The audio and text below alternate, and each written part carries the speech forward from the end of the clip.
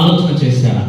నా క్రియను బట్టి, నా పనులను బట్టి, నా ఆలోచనను బట్టి, నా నడవడికను బట్టి ఈరోజు దేవుని నేను దుఃఖపరుస్తున్నానా?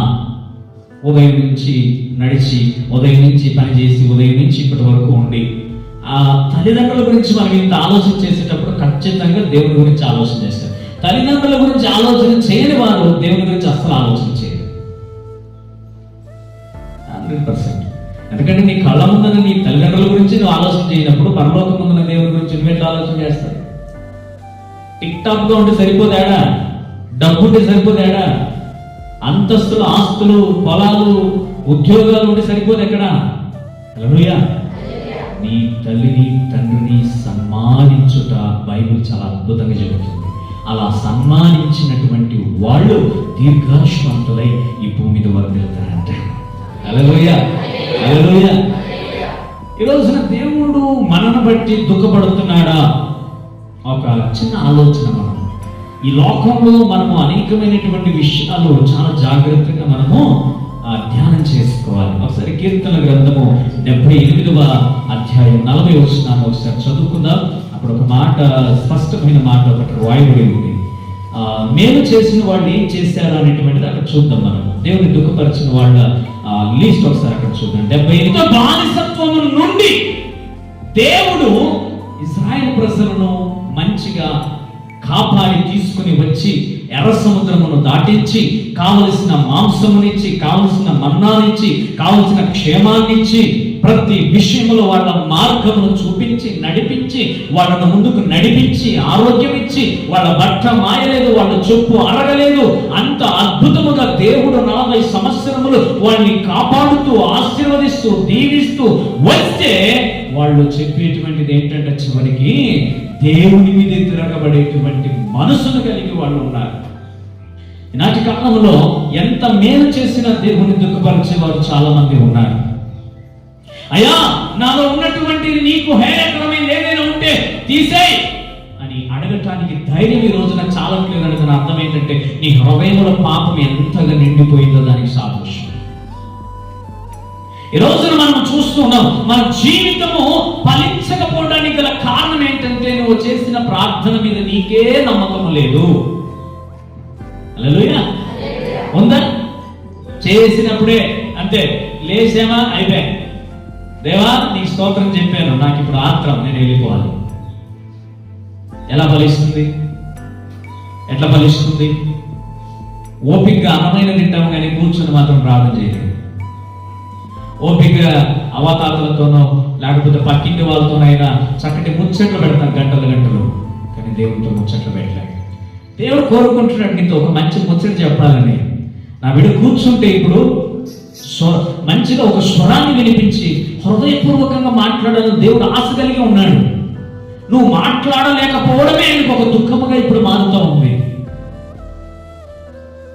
ఒక మనిషికి ఇచ్చిన విలువ ఒక 5 నిమిషాలు దేవుడితో మాట్లాడడానికి ఇవ్వలేకపోతున్నాను.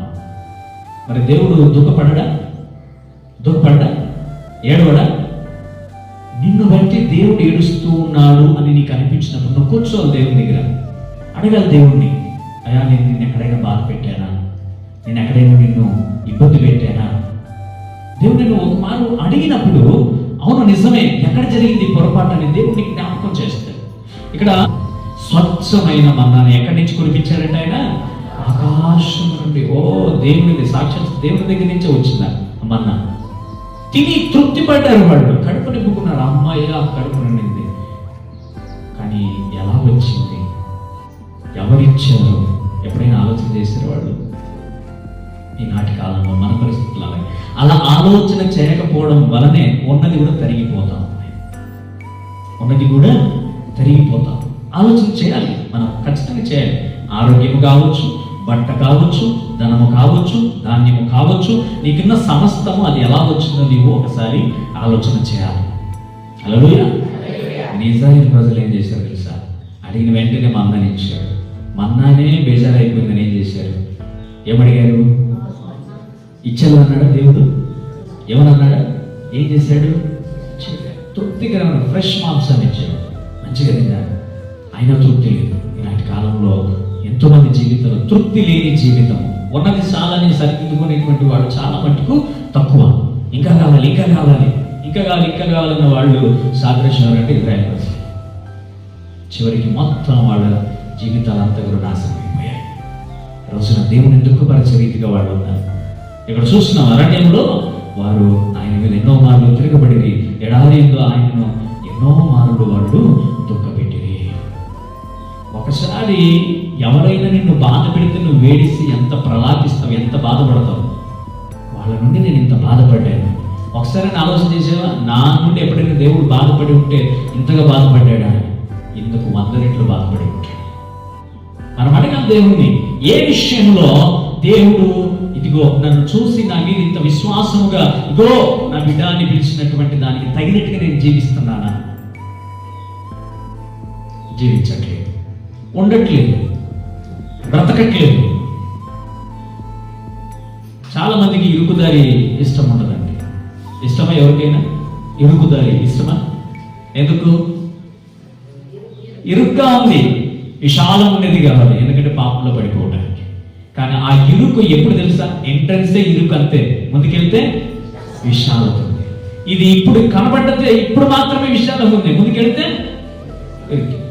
చాలా మందికి తెలియదు ఇది ప్రెసెంట్ పరిస్థితి ఎలా ఉంది. ప్రస్తుత పరిస్థితి దేవునిలో ప్రారంభంలో రోగం రావచ్చు, దుఃఖం రావచ్చు, వేదన రావచ్చు, కష్టాలు రావచ్చు. అది జస్ట్ నీ విశ్వాసము నీలో ఎంత పర్సెంటేజ్ ఉందో తెలియడానికి, నిన్ను నీవు తెలుసుకునే కంటే, అదే దేవుడికి ఇచ్చేది కాదు, జస్ట్ నిన్ను నీవు తెలుసుకోవడానికి అంతే. ఇచ్చిన కష్టాలకి చాలా మంది పడిపోతా ఉన్నారు, ముందుకు నడవలేని పరిస్థితి. ఎందుకంటే ఆ ముందు నడిచి అడిగేస్తే 9 అడుగులు వేసి 1 అడుగు తినికి వెళ్ళిపోతున్నారు చాలా. 1 అడుగు వేస్తేనే ఎంత విశాలవంతమైన ప్రశాంతవంతమైన జీవితము, గొప్ప ఆనందకరమైన సంతోషమైన జీవితం ఉందని ఆ 1 అడుగు వేయకుండానే వెనక్కి వెళ్ళిపోతున్నారు చాలా మంది. చిన్న సమస్య, రోగం, బాధ దేవుడే కలిగించాడు. నేను పోయినసారి చెప్పాను, దేవుడి మీద మనం దోషము మోపకూడదు. ఎందుకంటే అది మన సొంత ఆలోచనలు, మన స్వకీయ ఆలోచనల ద్వారా మనం కలిగించుకున్నవి, అది దేవునికి సంబంధం లేదు. ఈరోజున చాలా మంది అదే 1 అడుగు వేయడానికి విశ్వాసాన్ని కనపరచట్లేదు, అవిశ్వాసాన్ని కనపరుస్తున్నారు. ఆ 1 అడుగు వేయకుండా అక్కడ నుండి వెనక్కి తిరిగి వెళ్తున్నారు. అంటే ఇన్ని అడుగులు, ఇన్ని శ్రమలు, ఇన్ని బాధలు పడి అక్కడికి వచ్చి ఆడ నిలబడి ఇంకొక అడుగు వేసే సమయంలో ఆశీర్వాదము, దీవెన, సంతోషము, సమాధానము, ఆరోగ్యము అన్ని అనుగ్రహించే ఆ 1 అడుగులో ఇంత పడిన వేదనకి ఇంక ముందుకు నేను వెళ్ళలేదని చెప్పి అక్కడి నుంచి వెనక్కి వెళ్ళిపోతున్నాను. ఆ వెలుగుననేటువంటి దాన్ని చూడలేకపోతున్నాను. దానికి అడ్డం ఏంటంటే అవిశ్వాసము అనేటువంటి ఒక తెర అడ్డం ఉంది అక్కడ. దానిని విశ్వాసము ద్వారా నువ్వేం చేయాలా? పడగొట్టాలి. కాబట్టి మనం దేవుని దుఃఖపరిచేటువంటి వారముగా ఉండకూడదు. అదే 78వ కీర్తన 11వ వచనాన్ని ఒకసారి మనం చూసుకుని చదువుకుందాం. అక్కడ కూడా ఒక మాట రాయబడి,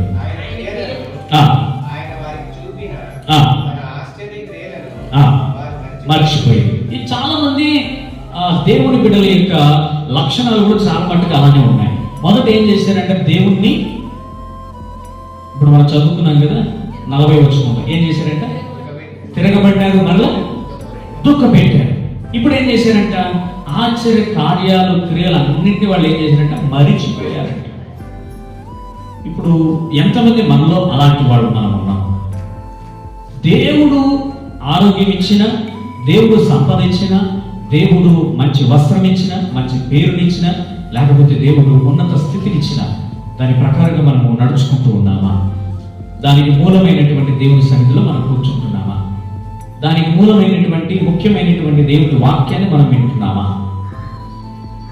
ఎందుకు రాలేదు నీ సోది అవసరం లేదు, అవునా? ఒక పెళ్లికి రమ్మంటారు, జ్వరం వచ్చిందంటే లేదమ్మా నేను పెళ్లికి రాను, ఇంట్లో పడుకుంటారా? ఏం చేస్తాను చెప్పండి? పోయి ఒక ఇంజక్షన్ మాత్రం తీసుకొని ఎట్లా గట్లా పోదామా, లేదంటే ఏమని అనుకుంటారు. మళ్ళా ఈ సంవత్సరం అంతా వీళ్ళు రాలే ఇదే అంటారు. మరి దేవుని సన్నిధికి నువ్వు రాలేనప్పుడు, దేవుని సన్నిధికి నువ్వు కనబడినప్పుడు ఆ విధమైన స్పర్శ, ఆ పలుకు నీకు అనిపించదా? దేవుని ముఖాన్ని నేను చూడలేదే, దేవుని సన్నిధిని నేను చూడలేదే. మరి నువ్వు కృతజ్ఞత ఉందా? కృతజ్ఞత లేదా? ఉందా లేదా? కృతజ్ఞత హీనురాలే ఉంటారు. ఒకవేళ ఈ మాట మిమ్మల్ని బాధ పెట్టవచ్చు. ఇప్పుడు మీరు బాధపడితే రేపు సంతోషంగా దేవుని సన్నిధిలో ఉంటారు. మీరు చేసేది కరెక్ట్ అని నేను మిమ్మల్ని ఎంకరేజ్ చేసాను అనుకో, ఇంకా లేనిపోని వాటికి అలవాటు పడిపోతారు. కానీ దేవుడు మనల్ని హెచ్చరించేటప్పుడు మనం ఏం చేయాలంటే హెచ్చరింపబడాలంట. హల్లెలూయా. హెచ్చరించేవాడు చాలా అతి తక్కువ మంది. హెచ్చరించబడినప్పుడు నీకు ఉన్నటువంటి వాళ్ళని బట్టి నువ్వు సంతోషించాలా తప్ప అయ్యో నన్ను అంటున్నారు నువ్వు అనుకోకూడదు. అర్థమవుతుందా? అనుకోకూడదు. నువ్వు అట్లా అనుకున్నావు అనుకో, అవిశ్వాసానికి పునాది వేసుకున్నట్టే. ఇక్కడ దేవుని వాక్యం ఒకటే ఏమని చెప్తూ ఉందంట, ఆయన క్రియలను, ఆయన వారికి చూపినటువంటి తన ఆశ్చర్య క్రియలను వారు మరిచిపోయారు. ఇప్పటి వరకు దేవుని నమ్మి ఈ స్థితికి వచ్చేంత వరకు కూడా ఆశీర్వాదం అనేటువంటిది లేదా మేలు అనేటువంటిది ఒక స్టేజ్కి మనకు వచ్చింది. ఆ స్టేజ్ నుండి ఇప్పుడు ఎవరైనా శాలరీ, దానికి ఒక సపోజ్ నేను చెప్తున్నానండి, శాలరీ అనేటువంటిది డెవలప్ అయిన తర్వాత అది డెవలప్ అవుతుందా డౌన్ అవుతుంది? ఇంకా అంటే అంటే అర్థం ఏంటి? పెరుగుతుంది. తగ్గుద్దా? తగ్గుద్దా? ఎందుకు తగ్గదు? అది ఎందుకు పెరుగుతూ ఉంటుంది? ఎందుకు తగ్గదు? ఎక్స్పీరియన్స్ పెరుగుతుంది. ఇంకా పని మంచిగా చేస్తూ ఉన్నారు. ఓకే, ఇంక నేను మిమ్మల్ని లోతుగా అడగదు, ఇబ్బంది పెట్టదు. మొత్తానికి తగ్గదు, ఎక్కుద్ది. అవునా? సరే, కూలి పని చేస్తారు కదా, 500 ఇచ్చేది హెల్పర్కి. ఆ 500 కంటే ఇంకొక 50 తక్కువ ఇస్తారా? పని చేసేవానికి ఇంకొంచెం ఎక్కువ ఇస్తారా? ఎవరైనా ఒక 50 తగ్గించప్ప నాకు అంటారా? 50 ఎక్కించమని అడుగుతారు. ఎందుకు అడుగుతారు? కనీసం విధానం చెప్పండి, తెలుగు వస్తుంది కదా. పని చేస్తారు. మొత్తానికి ఎవరైతే తగ్గించమని అడగరు. క్లారిటీగా ఉందా? చెప్పాలి, క్లారిటీ ఉందా? ఎవరు తగ్గించమని అడగరు. ఏమని అడుగుతారు? ఎందుకు? పని చేస్తున్నాం. పని చేస్తాం లేదా సపరేట్ పక్కన పెట్టేసి, తగ్గేది మనకి ఇష్టం లేదబ్బా, మనకు కావాల్సింది ఏంటి? పెరగటం. కానీ ఆత్మీయ స్థితిలో మాత్రము నేను ఎదగాలని మాత్రం కోరుకోవట్లేదు. మనం దినదినము వచ్చారండి, దేవుని నమ్ముకున్న ఒక నెలకు 2 నెలలకు ఆత్మీయ స్థితి ఒక 100 పాయింట్లో ఉంది. ఒక 5-6 నెలల తర్వాత అది 70-80కి వచ్చింది. అక్కడి నుంచి ఏమవ్వాలి? అది పెరగాలి. ఏమవుతుంది? నీవు తగ్గించడం ద్వారా నిన్ను నీవే మోసం చేసుకుంటున్నావు. నీ ఆత్మీయ స్థితిని నీ చేతులను నీవే కూలగొట్టుకుంటున్నావు, నీవే కూర్చుకుంటున్నావు. దేవుని కార్యము నీ కంటికి కనబడినా కూడా ఈ రోజున కనబడలేదని చెప్తున్నావు. దేవుని క్రియ నీ జీవితంలో జరిగినా కూడా ఈ రోజున జరగలేదని చెప్పేవాడు చాలా మంది. మంచి జరిగితే దేవుడు, మంచి జరగకపోతే దేవుడు కాదా? తప్పు చేస్తే కొడితే చెడ్డవాడు, తప్పు చేస్తే ఎంకరేజ్ చేస్తే మంచివాడు. తల్లిదండ్రులు చెడిపోతున్న బిడ్డలను కొడితే చెడ్డలు అయిపోయారా? తిరిగితే చెడ్డలు అయిపోయారా? ఎందుకు ఆ దెబ్బ పడింది తెలుసా? రేపు నీవు ఉన్నత స్థితిలో ఉండాలనేటువంటి ఉద్దేశంతో ఇప్పుడు వాళ్ళు బాధపడి నిన్ను కొట్టారు. ఈ రోజున దేవుడు నిన్ను కొట్టలే, నిన్ను హెచ్చరించలే, ప్రేమతో ఆయన తెలియజేస్తున్నాడు నీకు, ఇదిగో నేను చేసిన మేలు, నేను చేసిన కార్యము నువ్వు మరిచిపోయినప్పటికీ నేను నిన్ను మరవలేను అంటున్నాడు ఆయన. అద్భుతం అంశం. మర్చిపోయారంట, కృతజ్ఞత లేదు, మర్చిపోయారు. మేలు చేసిన, ఆరోగ్యం ఇచ్చిన, మంచి చేసిన, వృద్ధి చేసిన, కృపనిచ్చిన, ఘనతనిచ్చిన మర్చిపోవడమే. మనిషి సహజ లక్షణం ఏంటంటే కృతజ్ఞతను మర్చిపోవడం అనేటువంటిది నిరూపించారు ఇజ్రాయేల్ ప్రజలు. ఆ ఇజ్రాయేల్ సంతతి నుండి వచ్చినటువంటి దాన్ని చాలా మంది దేవుని బిడ్డలు కూడా దాన్ని వారసత్వంగా తీసుకుంటా ఉంటారు. యాక్చువల్గా వారసత్వంగా తీసుకోవాల్సింది ఏంటి తెలుసా? దానియేలు స్థితిని, సమూయేలు స్థితిని, సౌలుగా ఉండి పౌలుగా మారినటువంటి పౌలు జీవితాన్ని, దీన్ని వారసత్వంగా తీసుకోవాలి. కానీ వీళ్ళు ఏం చేస్తున్నారంటే పడిపోయిన స్థితిని చాలా మంది వారసత్వంగా తీసుకుంటున్నారు. పడిపోయిన దాన్ని తీసుకుంటే పడిపోతారు. అర్థమవుతుందా? ఇప్పుడు సౌలు మారి మంచి వ్యక్తిగా, ప్రార్థన పరునిగా, సేవకునిగా, పౌలుగా మారాడు. పౌలుగా మారిన తర్వాత ఆయన జీవితం ఎంత గొప్పగా ఆశీర్వదింపబడింది. అనేక మందికి గొప్ప సేవకుడు అయ్యాడు, అనేక గొప్ప సంఘాలను స్థాపించాడు, ఎన్నో గొప్ప కార్యాలు చేశాడు ఆయన.